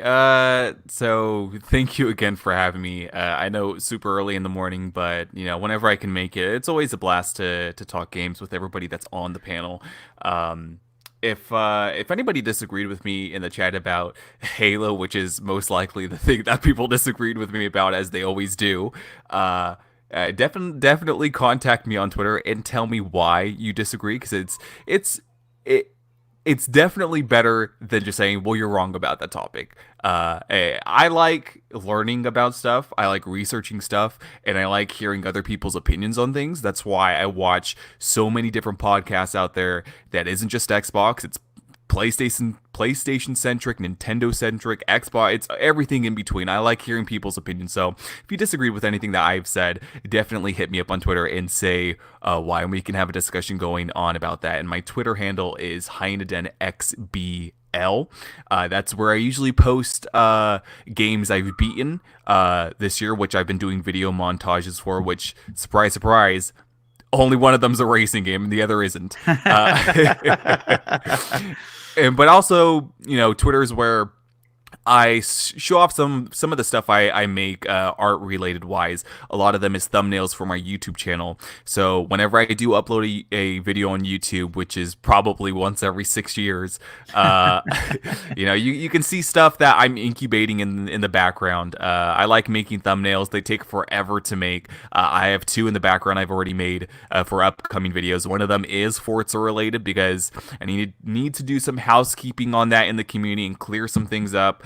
Talk about some new stuff, and also I have a video coming up about Lockhart and why I think from a business standpoint it's a very, very incredible device. But yeah, that's 2 things that's going to be going up hopefully soonish for my channel on YouTube, and you can find me obviously at Hyena Space Den on YouTube and on Xbox Live at Hyena Space Den, where once again you can see all the games I play that aren't racing games. So definitely check it out. That's great. Well, listen, folks, once again, thank you, gentlemen, for being here. The chat, guys and gals, thank you so much. I mean, man, almost 400 people watching a show that's mid-afternoon. Again, I am so humbled and so enthusiastic to continue creating content weekly that you guys and gals enjoy. It really does warm my heart. As a matter of fact, it's gotten to the point where I'm actually writing these shows more than I'm actually gaming, and I have zero problems with it, because doing this each and every week is something I truly, truly look forward to, and I want to thank you for supporting that. And I want to close out what I do almost every show. 2 really simple phrases that my dad taught me when I was a kid. 1, treat others how you yourself want to be treated, and it doesn't cost anything to be nice. You live by those 2 simple rules, and I can guarantee you are going to have an awesome day. Once again, thank you so much for being here, and we'll see you next week on the newest and hottest episode of the Xbox Factor podcast. Take care, everyone.